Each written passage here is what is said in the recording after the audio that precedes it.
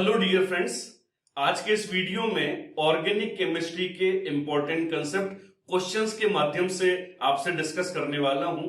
मुझे पूरा विश्वास है कि अगर इस वीडियो को स्टार्टिंग से लेकर लास्ट तक अगर आप पूरा देखोगे तो आपके ऑर्गेनिक केमिस्ट्री के जो कंसेप्ट है वो और ज्यादा इंप्रूव होंगे। तो आइए आज का जो वीडियो है उसको स्टार्ट करते हैं। आज का जो टॉपिक है ये है stability of the carbocation. Dear students, आप लोग जानते हैं कि ऑर्गेनिक केमिस्ट्री में रिएक्शंस मैकेनिज्म जब देखे जाते हैं तो कई रिएक्शंस के अंदर कार्बोकेटाइन बन रहा होता है। अब वो जो कार्बोकेटाइन होता है उसकी स्टेबिलिटी एक अल्टीमेट फैक्टर होता है जिसके बिहाफ पर आप रिएक्शंस का प्रोडक्ट भी बता पाते हैं और उसके साथ साथ रिएक्टिविटी कब कम या कब ज्यादा होने वाली है वो भी आप बता पाते हैं। तो आज के इस वीडियो में मैं कुछ ऐसे क्वेश्चंस लेकर के आया हूं जिसके अंदर टू द पॉइंट स्टेबिलिटीज के में बात करनी है और समझना है कि कहां पर कौन सा फैक्टर काम करेगा और किस तरह से आंसर आपको बनाना है। तो आइए क्वेश्चन नंबर 1 जो आपके सामने डिस्प्ले हो चुका है उसको ध्यान से देखिएगा। Question is asking about most stable carbocation. 4 structure आपको दे रखी हैं और आपको पहचानना है कि सबसे ज्यादा स्टेबल कार्बोकेटाइन कौन सा है। तो बच्चों देखिए, एक ब्रीफली कंसेप्ट रिव्यू की अगर मैं बात कर लूं तो कार्बोकेटाइन की स्टेबिलिटी निकालते समय 3 फैक्टर होते हैं जो सबसे ज्यादा काम आते हैं, जो सबसे ज्यादा वर्सेटाइल हैं। एक होता है रेजोनेंस या फिर मेसोमेरिक इफेक्ट जो सबसे स्ट्रॉन्गर है, इसलिए सबसे पहले इसी को सोचा जाता है। और इसके बाद में होता है hyperconjugation as well as inductive effect. कहां पर कौन सा फैक्टर काम आएगा इसको मैं क्वेश्चन के हिसाब से आपको बताते चलूंगा। तो ध्यान से स्ट्रक्चर्स को देखिएगा।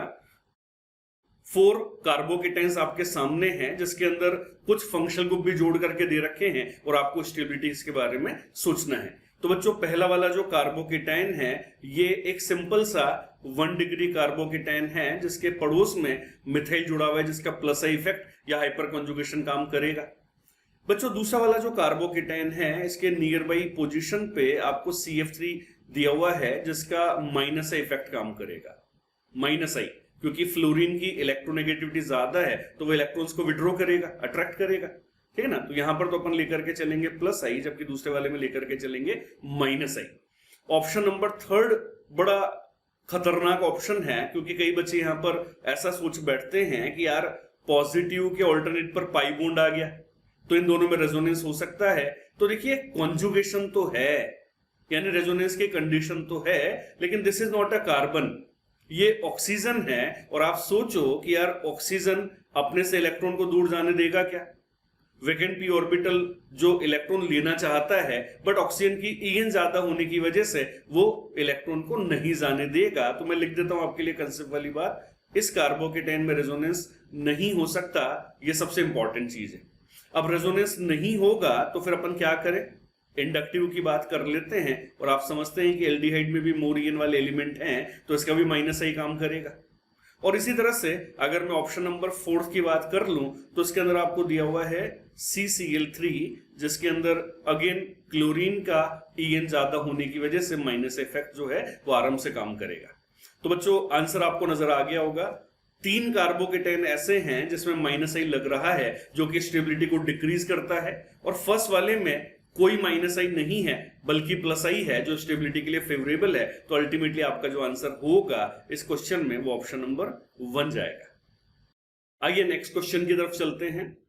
Which of the following is least stable carbocation, है ना। इस क्वेश्चन में जो स्टेबिलिटी है ये आपसे मिनिमम पूछी जा रही है, ध्यान रखिए। और जो कार्बोकेटाइन है ये बड़े नॉर्मल से कार्बोकेटाइन है जिसमें ऐसा कोई फंक्शनल ग्रुप नहीं है। बस ऑप्शन नंबर 4 में आपको फिनाइल यानी कि बेंजीन रिंग नजर आ रहा है। तो देखिए बच्चों, जब आपको सिंपल कार्बन चेन दी जाती हैं तो एक सीधा सा रूल आप ध्यान रखिए जो इंडक्टिव में या हाइपर कॉन्जुगेशन में तो अक्सर आपके काम आ जाता है। और वो सीधा रूल क्या होता है कि अगर मैं कार्बोकेटाइन की स्टेबिलिटी के स्टैंडर्ड ट्रेंड की बात करता हूं तो उसके अंदर 3 डिग्री कार्बोकेटाइन होता है सबसे ज्यादा स्टेबल, उससे थोड़ा सा कम स्टेबल होता है 2 डिग्री वाला और सबसे कम होता है 1 डिग्री वाला, ठीक है ना। तो अगर फंक्शनल ग्रुप है तो आप फंक्शनल ग्रुप के हिसाब से सोचें, लेकिन अगर आपको नॉर्मल कार्बन चेन दी जाती हैं तो ये वाला रूल आप बिंदास फॉलो कर सकते हैं। तो आइए ऑप्शन देखें।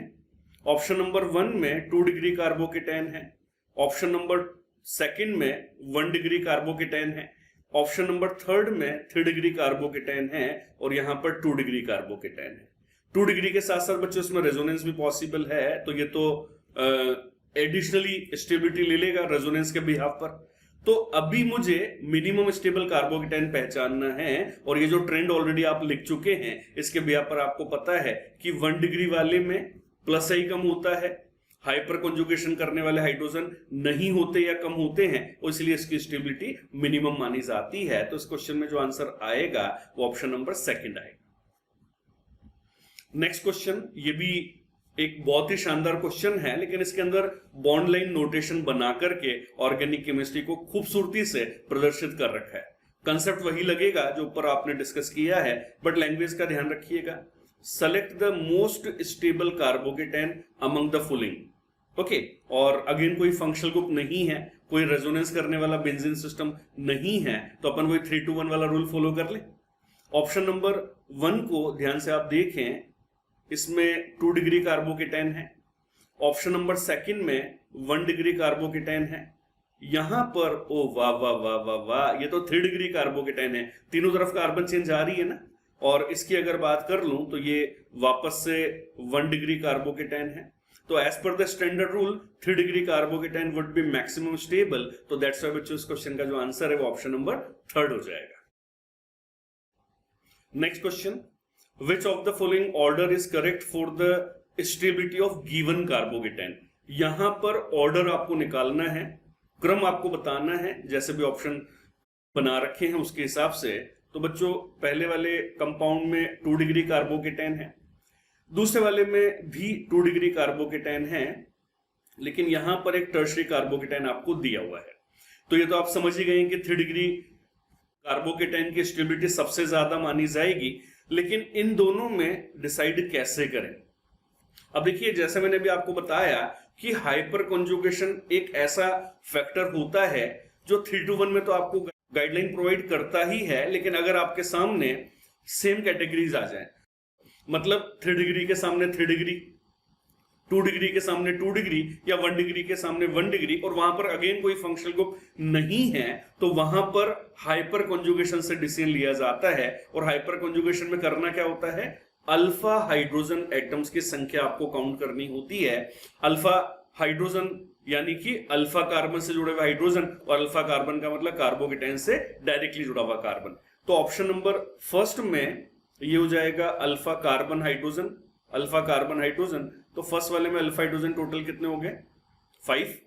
जबकि इस वाले की अगर मैं बात कर लूं तो इसके अंदर अल्फा हाइड्रोजन टोटल कितने हो जाएंगे बच्चों, 4।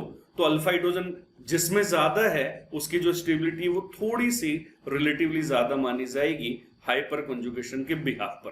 तो अगर मैं ऑर्डर की बात कर लूं तो सबसे आगे तो 3 डिग्री वाला आएगा, यानी कि थर्ड वाला आएगा, और उसके अलावा फर्स्ट और सेकंड में जैसा भी हमने बात किया कि फर्स्ट वाला ज्यादा स्टेबल है, और फर्स्ट वाला ज्यादा स्टेबल ऑप्शन नंबर थर्ड में दिया हुआ है। तो दैट्स व्हाई बच्चों इस क्वेश्चन का जो आंसर है वो ऑप्शन नंबर थर्ड होगा।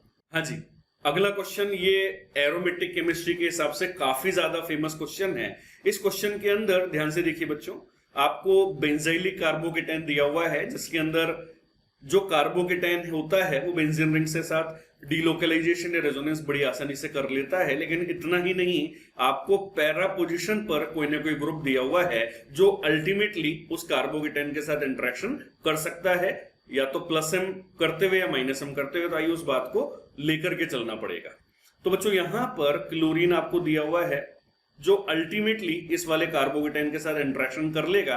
आप लोन पेयर चला करके यहां ला सकते हैं या प्लस चला करके यहां ला सकते हैं, बात एक ही। तो क्लोरीन के अंदर बच्चों 2 प्रकार के इफेक्ट काम करते हैं, minus I as well as plus M, लेकिन इसके अंदर माइनस आई डोमिनेटिंग माना जाता है। तो फर्स्ट वाले में माइनस आई लेकर के चलें। नाइट्रो की अगर अपन बात करते हैं तो नाइट्रो के अंदर माइनस एम भी होता है और माइनस आई भी होता है। दोनों की डायरेक्शन एक जैसी हैं, तो डेफिनेटली आप दोनों को एज ए एडिटिव लेकर के चलें, दोनों एक दूसरे की स्ट्रेंथ बढ़ाएंगे ये मान करके चलें। बच्चों यहां पर आपके सामने एक लोन पेयर कंटेनिंग ग्रुप है मिथॉक्सी, और मिथॉक्सी के लिए जो इसका प्लस एम होता है वो इसके माइनस आई से काफी ज्यादा स्ट्रॉन्गर या इफेक्टिव माना जाता है। और जो फोर्थ वाला इसको तो आप रेफरेंस मान करके चलिएगा। ओके, तो एक सीधा सा रूल जो मैं आपके लिए लिख भी देता हूं यहां पर, stability of carbocation is directly proportional to plus m is directly proportional to plus h का मतलब hyper is directly proportional to plus i, but it is inversely proportional to minus h as well as minus i। ठीक है ना, ये एक standard सा की concept है जो आप इस तरह के क्वेश्चंस में लगा सकते हैं। तो मोस्ट स्टेबल कार्बोकेटाइन आपको पहचानना था, और कार्बोकेटाइन में प्लस m लगाने वाला एक ही ऑप्शन नजर आ रहा है, ऑप्शन नंबर 3, और इसलिए बच्चों इस क्वेश्चन का जो आंसर है वो ऑप्शन नंबर 3 जाएगा। अगला क्वेश्चन, चक्रीय यौगिक यानी साइक्लिक कंपाउंड आपको दे रखे हैं, ध्यान से देखिए। मोस्ट स्टेबल कार्बोकेटाइन यहां पर आपको पहचानना है।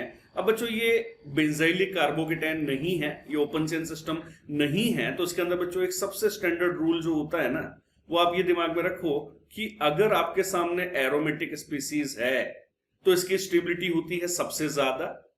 अगर आपके सामने एक एलिसाइक्लिक स्पीसीज है तो इसकी स्टेबिलिटी होती है एरोमेटिक वाले से थोड़ा कम, और बाय चांस अगर आपके सामने एंटी एरोमेटिक स्पीसीज आ जाए, एंटी एरोमेटिक, तो उसकी जो स्टेबिलिटी होती है वो मिनिमम मानी जाती है हमेशा।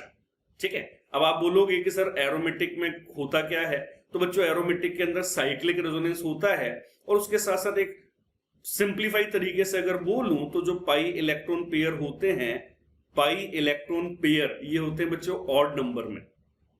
और एंटी एरोमेटिक के अंदर भी साइक्लिक रेजोनेंस तो होता है, लेकिन बच्चों इसके अंदर जो पाई इलेक्ट्रॉन पेयर होते हैं ये होते हैं इवन नंबर में। ये एक टू द पॉइंट डिफरेंस है जो मैंने अपने सिंप्लीफाई तरीके से आपको यहां पर बता दिया है। तो आइए चेक कर लेते हैं।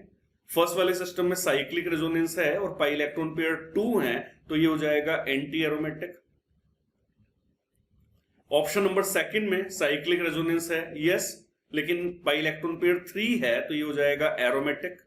ऑप्शन नंबर 3 में साइक्लिक रेजोनेंस है, यस, क्योंकि पॉजिटिव और पाई अल्टीमेटली ऑल्टरनेट पूरे सिस्टम में है, लेकिन इसमें पाई इलेक्ट्रॉन पेयर 1 है, तो ये हो जाएगा एरोमेटिक। और इसके अंदर तो भैया बेंजीन रिंग के ऊपर ही प्लस ला दिया, और आप जानते हैं कि अगर बेंजीन रिंग के ऊपर यानी कि डबल बॉन्डेड कार्बन पर पॉजिटिव, नेगेटिव, लोन पेयर या ऑड इलेक्ट्रॉन अगर आ जाए तो इसको हमेशा लोकलाइज माना जाता है, यानी इसके अंदर रेजोनेंस पॉजिटिव चार्ज नहीं कर सकता। बेंजीन की बात नहीं कर रहा, पॉजिटिव चार्ज की स्टेबिलिटी निकालनी ना, वो नहीं कर सकता।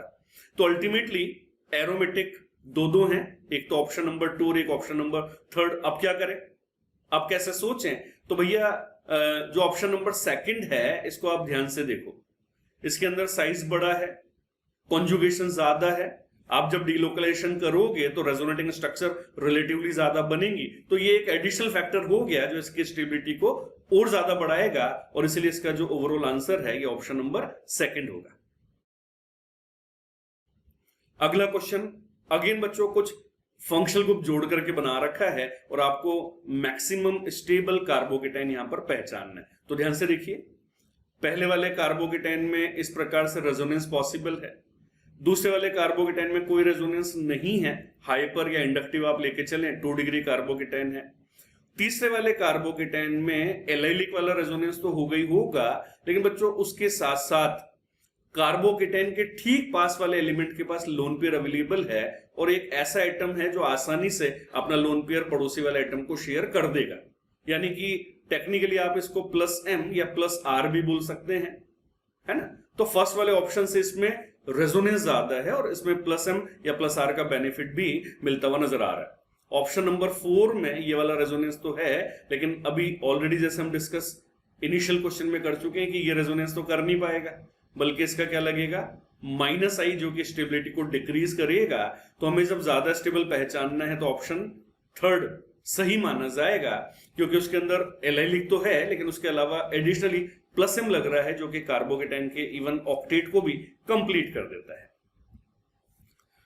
बच्चों बेंजाइलिक कार्बोकेटाइन में तो सबको याद हो जाता है कि कब प्लस m लगाना है, कब प्लस m नहीं लगाना है, लेकिन कभी कभार ऐसे क्वेश्चन दे दिए जाते हैं जिसमें किसी भी प्रकार की साइकिल हो सकती है और कोई सा भी ग्रुप कहीं भी जोड़ा जा सकता है, और आपसे पूछा जा सकता है कि कौन सा वाला इफेक्ट अल्टीमेटली उस फंक्शनल ग्रुप का काम आएगा। तो देखिए ऐसे क्वेश्चंस को करते समय मैं आपको एडवाइस दूंगा कि आप याद मत करो, अप्लाई करके देखो यार, नजर आ रहा है कैसे। देखो ये जो पॉजिटिव चार्ज है ये आसानी से इसके साथ रेजोनेंस कर लेगा, कॉन्जुगेशन है इसलिए। जैसे रेजोनेंस होगा तो बच्चों पॉजिटिव चार्ज यहां आ जाएगा, और बच्चों जैसे ही पॉजिटिव चार्ज यहां पर आया तो ये एक ऐसी पोजीशन है जिसके नियर बाई एटम के पास ऑक्सीजन जुड़ा हुआ है जो कि लोन पेयर कंटेनिंग है, जो ऐसे रेजोनेंस कर लेगा। और इसी रेजोनेंस को हम प्लस एम या प्लस आर बोलते हैं। तो आपका जो कंसेप्ट था वो ये था कि सर इसके अंदर प्लस एम लगेगा, यस हमने जस्टिफाई कर दिया। और इंडक्टिव तो आप जानते हैं डायरेक्टली जुड़ा हुआ होता है तो भी काम करता है और डिस्टेंस में भी काम करता है, भले कम करता है लेकिन करता तो है। तो minus I is also working. तो बच्चों दो प्रकार के इफेक्ट ओवरऑल अपन कार्बोकेटाइन के ऊपर ले सकते हैं, minus I as well as plus M. बच्चों इस प्रकार के क्वेश्चन में कई बच्चे क्या करते हैं, ऐसे बोल देते हैं सर मेटा पोजीशन है तो मेसोमेरिक नहीं लगना चाहिए। अरे भैया ध्यान से तो देखो, क्या ये बेंजीन रिंग है? नहीं है ना। तो बच्चों ऑर्थो मेटापेरा तभी बोला जाता है जब बेंजीन रिंग हो और उसमें बेंजाइलिक कार्बोकेटाइंस आपको दे रखा हो, जो कि यहां पर नहीं है। अगला क्वेश्चन एक बहुत ही सिंपल क्वेश्चन लेकिन दिखने में थोड़ा सा डरावना क्वेश्चन। मोस्ट स्टेबल कार्बोकेटाइन आपको पहचानना है। तो बच्चों इसके अंदर कंसेप्ट केवल ये होता है कि आपको ये देखना है कि ऐसा कौन सा कार्बोकेटाइन है जिसके अंदर कॉन्जुगेशन या रेजोनेंस या डीलोकलाइजेशन रिलेटिवली ज्यादा होगा। जहां पर ज्यादा होगा उसी को ज्यादा स्टेबल माना जाएगा। तो आइए जो पॉजिटिव चार्ज है इसको एक बार देखें कि इसमें कहां कहां पर कॉन्जुगेशन है और ये कहां से कहां तक जा सकता है। तो ऑप्शन नंबर 1 में ये वाला पॉजिटिव चल करके यहां आ जाएगा। इसके बाद बच्चों ये यहां से भी डीलोकलाइज हो सकता है, यस ठीक है ना। तो ये पॉजिटिव चार्ज कुल मिलाकर के जो राइट वाली रिंग है उस रिंग में सर्कुलेट होता रहेगा ऐसे। ऑप्शन नंबर 2 की अगर मैं बात कर लूं तो बच्चों ये ऐसे रेजोनेंस कर लेगा तो प्लस यहां आ गया, और ये वाला प्लस ऐसे रेजोनेंस कर लेगा तो प्लस यहां आ गया। और जैसे प्लस इस वाले सेंटर पे आएगा तो बच्चों वो अनादर वाली रिंग से भी डीलोकलाइज हो सकता है, और वो तो बेंजीन है जिसमें ऑर्थो फिर पैरा फिर ऑर्थो आप आराम से चला दीजिए। यानी कुल मिला के ऑप्शन नंबर 2 में पॉजिटिव चार्ज 2 रिंग पर सर्कुलेट हो रहा है, सेंटर वाली रिंग और लेफ्ट वाली रिंग। आइए आगे बढ़ते हैं। ऑप्शन नंबर 3 में ये पॉजिटिव चार्ज ऐसे रेजोनेंस कर लेगा, यस, और ये पॉजिटिव चार्ज ऐसे भी रेजोनेंस कर रहा है, यस ठीक है ना। लेकिन ध्यान से देखिए बच्चों, अगेन क्या ये पॉजिटिव चार्ज लेफ्ट वाली रिंग में जा पाएगा? नहीं जा पाएगा, या तो सेंटर वाली रिंग में या राइट वाली रिंग पर डीलोकलाइज हो पाएगा। ठीक है लास्ट वाले ऑप्शन की बात कर रहा हूं। ये वाला पॉजिटिव पहले यहां आया, फिर यहां आया, फिर यहां आया, फिर यहां आया, और ये सेंटर ऐसा है जो अल्टीमेटली दोनों ही रिंग से रेजोनेंस अलाउ कर देगा क्योंकि कॉन्जुगेशन दोनों साइड पे बन रहा है। तो हमें नजर आया कि बच्चों ऑप्शन नंबर 3 ऐसा है जिसमें पॉजिटिव चार्ज तीनों रिंग में डिस्पर्स हो सकता है। तो जो रूल था वो यहीं पर फुलफिल होता है, इसलिए बच्चों इस क्वेश्चन का जो आंसर है वो ऑप्शन नंबर 4 जाएगा। हाँ जी बच्चों, एक और बेहतरीन सवाल आपके सामने है, which is most stable carbocation. अब देखिए बच्चों, इसको मैंने बेहतरीन सवाल क्यों बोला है, क्योंकि इसके अंदर आपको बेंजाइलिक कार्बोकेटाइन नजर आ रहे हैं, है ना, और आप समझ सकते हैं कि यार बेंजाइलिक कार्बोकेटाइन है तो रेजोनेंस होगा और काफी ज्यादा होगा क्योंकि वो तीनों रिंग के साथ 1 by 1 कर सकता है। इसके अंदर अपन बोलेंगे कि यार जो हाइपर कॉन्जुगेशन है वो काफी ज्यादा है क्योंकि अल्फा हाइड्रोजन कितने हो गए इसके अंदर 9। और ऑप्शन नंबर 4 की अगर अपन बात कर लें तो अपन बोलेंगे कि इसके अंदर प्लस आई जो है वो सबसे ज्यादा है क्योंकि इसमें क्या कर रखा है बच्चों की जो टर्शी ब्यूटाइल होता है उसको काफी ज्यादा बार ले रखा है। लेकिन ये वाली जो स्पीसीज है इसके अंदर होता है बच्चों डांसिंग रेजोनेंस। क्या होता है? Dancing resonance.